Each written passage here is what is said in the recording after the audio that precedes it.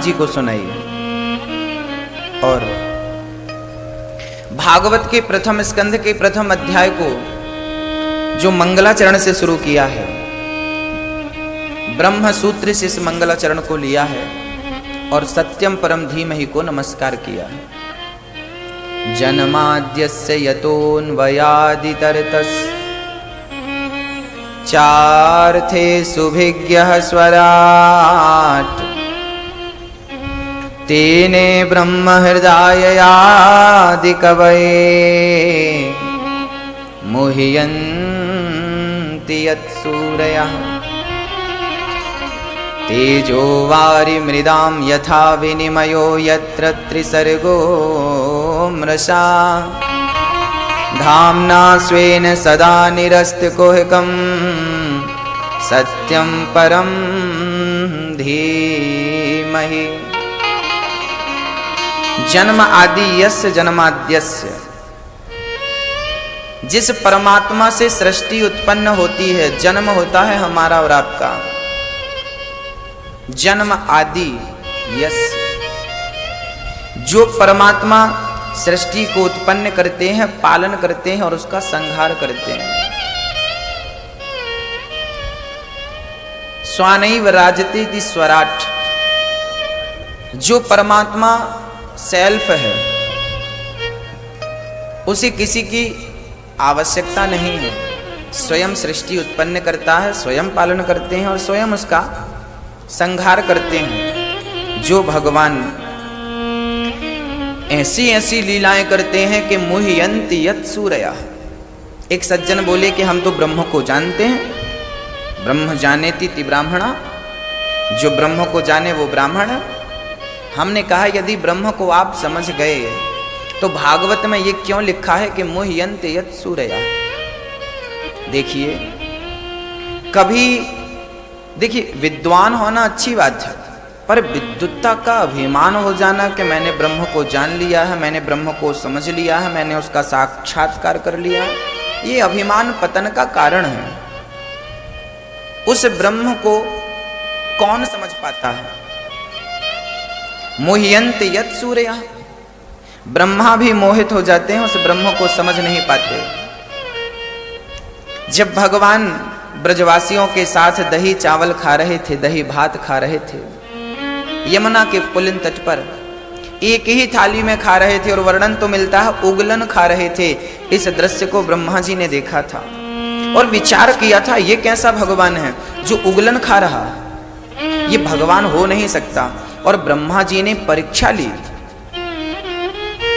ब्रजवासियों को हरण कर लिया, बछड़ों को चुरा लिया।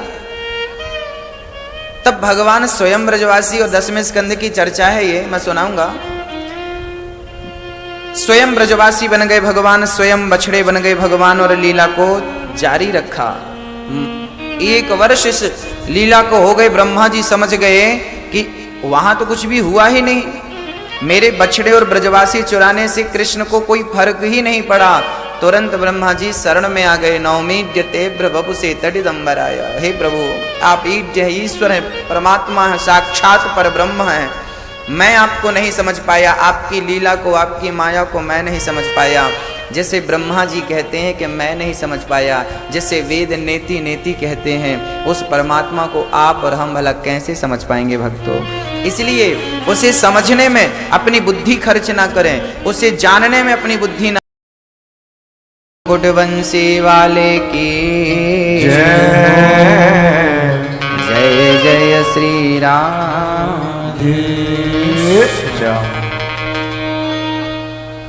सत्यम परम धीमहि को नमस्कार करके श्री हम सभी भगवान को प्रणाम करते हैं।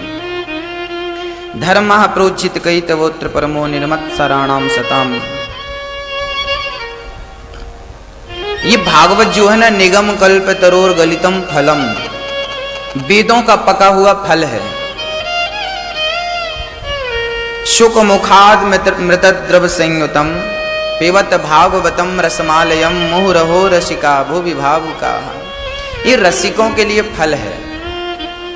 जो भगवत प्रेमी है ना, कहते हैं जिसको भगवान से प्रेम है वो व्यक्ति बहुत जल्दी भगवान की कथा को समझ लेता है। शौनक जी ने प्रश्न किया है, गुरुदेव हमें बताइए कि मनुष्य का धर्म क्या है। मनुष्य इतना परेशान रहता है, इतनी परेशानी में रहता है, इनकी परेशानी का कारण क्या है। और जब जब भगवान आते हैं तो धर्म की स्थापना करने आते हैं। जब भगवान गए तो धर्मः कम शरणम गताः, धर्म कहाँ चला गया, धर्म किसकी शरण में चला गया, धर्म ने किसकी शरण ग्रहण करी। इन तमाम प्रश्नों का हमें उत्तर दीजिए। तब सूत जी महाराज अपने गुरुदेव को नमस्कार करते हुए, भगवान परम पुरुष परमात्मा को नमस्कार करते हुए प्रश्न का समाधान करते हैं, प्रश्न का उत्तर देते हैं। यम प्रव्रजन्त मनुपेत मपेत कृत्यम द्वैपायनो विरह कातरया जुहाव पुत्रेति तन्मयतया तर्वोभिने दुस् तम सर्वभूत हृदयं मुनिमानतोस्मि। ऐसे परम ज्ञानी सुखदेव जी को नमस्कार करते हैं जो जन्म लेते ही भगवत भजन करने के लिए निकल पड़े। सुखदेव जी भक्ति के ऐसे अधिष्ठात्र हैं, भक्ति के प्रेम के प्रतीक हैं श्री सुखदेव जी महाराज। किसी ने कहा सुखदेव जी महाराज जन्म से ही भजन करने क्यों चले, पढ़ाई क्यों नहीं करी, अध्ययन क्यों नहीं किया, विद्या ग्रहण क्यों नहीं करी, तब क्या उन्हें संस्कारों की जरूरत नहीं थी। तब कहा कि जो व्यक्ति माया मोह में उलझ गया है उन्हें संस्कारों की जरूरत है, जो माया मोह से विरक्त है उसे क्या संस्कार की जरूरत है, वो तो ऑलरेडी संस्कारी है। संस्कार उन्हें चाहिए जो माया मोह में उलझ चुके हैं, जो परमात्मा के प्रेम में बंधे हुए हैं, भगवान के चरणों से लगे हुए हैं, उन्हें संस्कारों की भी आवश्यकता नहीं है। स्वामी श्री अखंडानंद जी तो कहते हैं कि सुखदेव जी अद्वितीय ज्ञानी थे, और सिर्फ ज्ञानी थे ऐसा नहीं है, भगवान के परम भक्त थे। और सिर्फ भक्त थे ऐसा नहीं, साक्षात भगवान नारायण के अवतार थे श्री सुखदेव जी महाराज। तत्रा भवद भगवान व्यास पुत्रो यद्रक्षया गामट मानो नपेक्ष अलक्ष्य लिंगो निजलाभ तुष्टो व्रतश्च वालैरवधूत वेशा। अलक्ष्य लिंग अद्भुत महिमा है। श्री सूत जी महाराज कहते हैं, नारायणं नमस्कृत्य नरं चैव नरोत्तमं देवीं सरस्वतीं व्यासं ततो जयमुदीरयेत्। भगवान नारायण को नमस्कार करते हैं। नरम चैव नरोत्तमम, जो नरों में सबसे उत्तम है उन्हें प्रणाम करते हैं। अर्जुन को और भगवान श्री कृष्ण को प्रणाम करते हैं। धन्य है अर्जुन जो भगवान के प्रेम में इस तरीके से भीगे हुए हैं कि अर्जुन जी जब सोते हैं ना, उनके रोम रोम से श्री कृष्ण श्री कृष्ण श्री कृष्ण की ध्वनि निकलती है। ऐसे अद्भुत भक्त हैं श्री अर्जुन जी महाराज, उन्हें नमस्कार है। अब मनुष्य के धर्म का निरूपण है। मनुष्य का धर्म क्या है, बोले सवै पुंसाम परो धर्मो यतो भक्तिरधोक्षजे। सवै पुंसाम परो धर्मो, धर्म क्या है, बोले जो शास्त्र कहते हैं, शास्त्रों के कहे हुए का आचरण करना ही धर्म है और शास्त्र के विपरीत चलना ही अधर्म है। गुरुजनों की आज्ञा का पालन करना ही धर्म है और गुरुजनों की आज्ञा का उल्लंघन करना ही अधर्म है। माता पिता की आज्ञा का पालन करना ही धर्म है और उनकी आज्ञा का उल्लंघन कर देना ही अधर्म है। यही तो धर्म और अधर्म है। श्री तुलसीदास जी महाराज कहते हैं, धर्म की बड़ी गजब परिभाषा गोस्वामी जी ने दी है। आप और हम सुने और सिर्फ सुने ना, उसे समझें और सिर्फ समझे ना, उसे चरितार्थ करें, चरित्र में उतारें। परहित सरिस धर्म नहीं भाई, पर पीड़ा सम नहीं अधमाई, परहित सरिस धर्म नहीं भाई। परहित लोगों का हित करना, लोगों की सेवा करना, समाज की सेवा करना। अरे रूठे को मना लेना, प्यासे को पानी पिला देना, भूखे को भोजन करा देना, निर्वस्त्र के ऊपर वस्त्र डाल देना, इससे बड़ा धर्म कोई हो सकता है? मुझे नहीं पता। धर्म न दूसर सत्य समाना, आगम निगम पुराण बखाना। सत्य से बढ़कर के कोई धर्म नहीं होता। इसलिए हमें झूठ की खेती बंद करना चाहिए और सच की खेती करनी चाहिए। सच की खेती कर लो चतुर नर, समय गुजरता जाता। मेरे मालिक के दुकान में सब लोगों का खाता। झूठ बोलने वाला कितना भी तरक्की कर जाए, लेकिन उसकी इमारत झूठ की नींव पर खड़ी है तो बहुत जल्दी धराशायी हो जाएगी, गिर जाएगी। और जिसकी इमारत सत्य की नींव पर खड़ी होती है भक्तों, उसे कोई हिला नहीं सकता, डिगा नहीं सकता।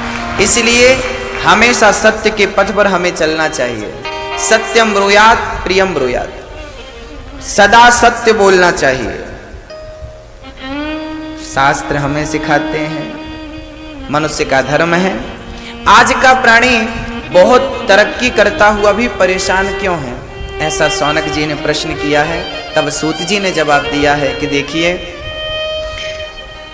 रामचरितमानस में सुंदरकांड में श्री गोस्वामी जी कहते हैं कि जानत हूं अस स्वामी बिसारी, फिर ही ते काहे न हो ही दुखारी। अरे जान बूझ करके भगवान को भूल जाओगे तो दुख नहीं मिलेगा। भगवान का विस्मरण ही सबसे बड़ा दुख है और भगवान का स्मरण ही सबसे बड़ा सुख है। यदि सुखी होना चाहते हो तो भगवान का स्मरण दिन रात करते रहो, वो स्मरण के योग्य है।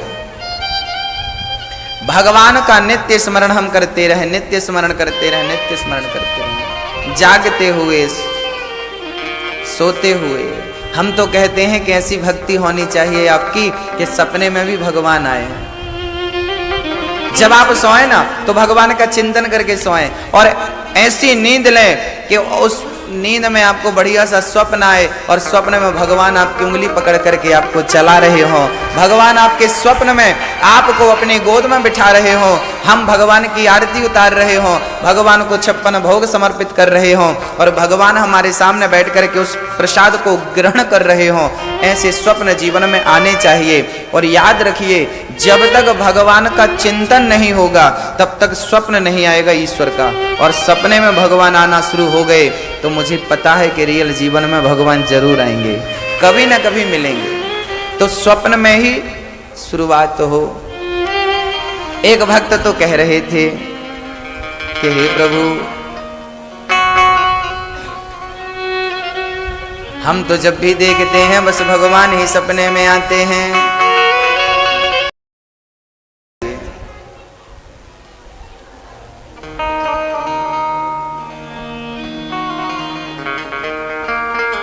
श्री सूत जी महाराज कहते हैं कि भक्तों के लिए भगवान हर कल्प में आते हैं। कभी राम बन करके, कभी कृष्ण बन करके, कभी कच्छप बन के, कभी धनवंतरी बन के। भगवान के 24 अवतार हुए हैं। इन 24 अवतार के पीछे कोई ना कोई हेतु है, कारण है। कभी भगवान राम बन करके धर्म की स्थापना करते हैं, कभी कृष्ण बन करके, कभी वामन बन करके। वामन बन के तो राजा बलि के यहाँ जाकर के और 3 पग भूमि का दान लेते हैं। धनवंतरी बन के अमृत को प्रकट करते हैं। कच्छप बन के पर्वत को थामते हैं। तो मत्स्य बन करके वेदों की रक्षा करते हैं। अनेक अनेक अवतार, नारायण नारद हरि कपिल देव श्री राम हंस हयग्रीव मोहिनी दत्तात्रेय सुखधाम। नरसिंह वामन व्यास जी ऋषभ देव कौमार, यज्ञ पुरुष धनवंतरी बुद्ध कल की अवतार। पृथु राजा 12 पुनि कृष्ण चंद्र भगवान, परशुराम मत्स्य कमठ पद्म पुराण प्रमाण। ये 24 अवतार भगवान का जो नित्य स्मरण करता है, नाम जपता है, उसके हृदय में हमेशा भगवान विराजते हैं, अंतःकरण पवित्र होता है। इसलिए भगवान के इन अवतार का हमें नित्य चिंतन करना चाहिए। 24 अवतार लेकर के भगवान कहना चाहते हैं कि मैं 24 घंटे 24 अवतार से अपने भक्त की रक्षा करता हूं, इसलिए 24 अवतार। भक्तों, व्यास जी महाराज 17 पुराण लिख चुके हैं, वेदों का विस्तार कर चुके हैं, पर शांति दूर दूर तक नजर नहीं आ रही है। उदास हैं, बैठे हैं खिन्न मन से। ना जाने क्या विचार है श्री व्यास जी महाराज का। एक दिन कीर्तन करते हुए नारद जी व्यास जी के पास पहुंच गए। नारायण नारायण नारायण। व्यास जी बोले, स्वागत है महानुभाव, आए विराजे। नारद जी को आसन दिया। श्री व्यास जी ने उनका पूजन किया और नारद जी ने देखा कि व्यास जी बड़े खिन्न हैं, बड़े उदास हैं। नारद जी ने प्रश्न कर दिया, महाराज आप तो जगत का कल्याण करने हेतु वेदों का विस्तार कर चुके हैं, पुराणों की रचना कर चुके हैं, आप ही उदास हैं? आपके दर्शन मात्र से लोगों की उदासी खत्म होती है, आप क्यों उदास हैं? तब व्यास जी ने कह दिया, महाराज क्या बताऊं,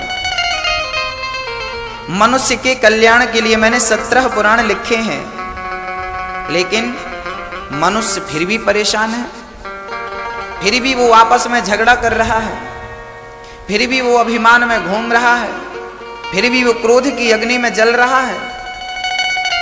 नारद जी ने कहा कि यदि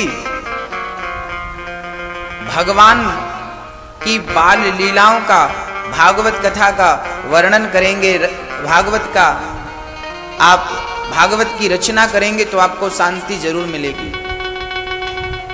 अच्छा, भागवत 17 पुराण और वेदों का विस्तार और महाभारत के बाद लिखी गई सबसे अंत में भागवत की रचना हुई है। व्यास जी ने किस हेतु से भागवत को लिखा है वो हम आज आपको समझाते हैं। हम आपसे कहें कि क्रोध मत करो तो आप क्रोध छोड़ नहीं सकते। हम आपसे कहें कि आप अभिमान मत करो, अभिमान छोड़ नहीं सकते। हम आपसे कहें कि लोभ मत करो, लोभ छोड़ नहीं सकते। हम कहें कि काम की वासना में, काम के अग्नि में, वासना की अग्नि में मत जलो, तो लोग वासना से अलग हो नहीं सकते।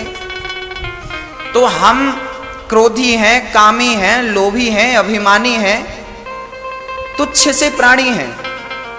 हमसे बुराइयां दूर नहीं होंगी, हम अभिमान का त्याग नहीं कर पाएंगे, अपने अंदर की बुराइयों का त्याग नहीं कर पाएंगे। अब बुराइयां हम में ढेर हैं और फिर भी हमारा उद्धार हो जाए, ऐसा कोई वर्णन कर दीजिए, ऐसा कोई ग्रंथ लिख दीजिए कि हमारी बुराइयां हमें पता है कि हम चाह कर भी नहीं छोड़ पाएंगे, क्योंकि हम तुच्छ से प्राणी हैं। हम सोचते हैं कि अब क्रोध नहीं किया करेंगे, बहुत बुरा है, लेकिन गुस्सा आ जाता है। हमको लगता है हम झूठ नहीं बोला करेंगे, झूठ बोलना पाप है, लेकिन निकल जाता है। तो हम सत्य नहीं बोल पाते, क्रोध को नहीं जीत पाते, मन को वश में नहीं कर पाते। हे व्यास जी महाराज ऐसा कोई साधन बताइए, हे नारद जी महाराज, हे श्री सुखदेव जी महाराज, हे प्रभु ऐसा कोई साधन बताइए कि हम इन बुराइयों में डूबे हैं फिर भी हमारा उद्धार हो जाए, क्योंकि हमें पता है कि इन बुराइयों से हम पार नहीं जा सकते, लेकिन भवसागर से पार जाने की हमारी बहुत इच्छा है, बहुत बहुत इच्छा है। तो हे प्रभु कोई ऐसा साधन बताइए।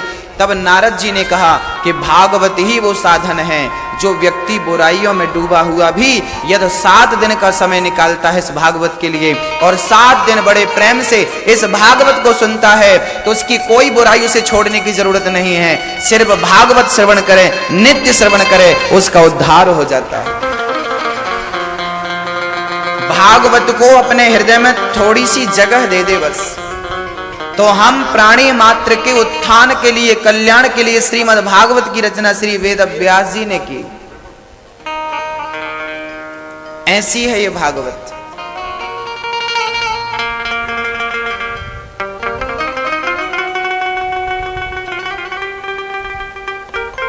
नारद जी ने कहा भागवत की रचना करिए। व्यास जी ने कहा मैं किस आधार पर करूं? कोई आधार तो हो। तब नारद जी ने 4 श्लोक दे दिए, क्योंकि गणित में एक छोटा सा सूत्र होता है और उस सूत्र के उपयोग से, उस सूत्र से बड़ी बड़ी सवाल हल हो जाते हैं, बड़े बड़े सवाल हल हो जाते हैं। तो सूत्र दे दिए 4। अहमेवासमेवाग्रे नान्यद्यत् सत्सत् परम पश्चादहम यदेतच्च यो वशिष्येत सोऽस्म्यहम् ऋतेर्थम यत् प्रतीयत ना प्रतीयत चात्मनि तद् विद्यादात्मनो मायाम यथा भासो यथा तमः। इस श्लोक को जिसने समझ लिया और उसे जीवन में उतार लिया, मैं गारंटी लेता हूं कि उसे कभी अभिमान नहीं आएगा। जिसने इस श्लोक की अर्थ को समझ लिया, अहमेवासमेवाग्रे नान्यद्यत् सत्सत् परम, उसे कभी अभिमान नहीं आएगा, गारंटी मेरी है। महाराज जी ऐसा क्या है इस श्लोक में? हाँ, ऐसा कुछ है इस श्लोक में जिसको समझ लेने से कभी अभिमान नहीं आएगा आपको। अच्छा ये बताइए, अभिमान आता क्यों है? जब आप अपने आप को कर्ता मान लेते हैं ना, तब अभिमान को आने की जगह मिल जाती है। कर्ता जानती हो मेरी माँ? कर्ता मतलब मैं कर रहा हूं, ये कार्य मैंने किया, ये कार्य मैंने किया, ये कार्य मैंने किया, ये घर मैंने चलाया, ये बच्चे मेरे हैं, ये आलीशान बंगला मेरा है, ये सब मैं करता, मैं इसको मैंने किया, इसको मैंने बनाया, इसको मैंने, ये कर्तापन है। जिस व्यक्ति के अंदर स्वयं अपने आप को, जिसने स्वयं अपने आप को कर्ता मान लिया हो, वो व्यक्ति अभिमान का शिकार हो जाता है। लेकिन जिसने ईश्वर को ही कर्ता माना हो कि करते हो तुम कन्हैया, मेरा नाम हो रहा है, मेरा आपकी कृपा से सब काम हो रहा है, करने वाला वो है, करने वाला ईश्वर है, मैं निमित्त हूं। मैं कौन हूं? निमित्त हूं।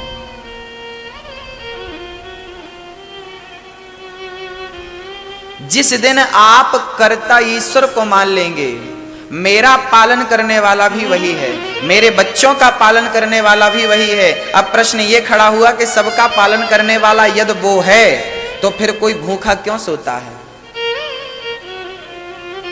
इसका उत्तर है, ये कर्म भूमि है, ये सृष्टि को कर्म भूमि कहा गया है।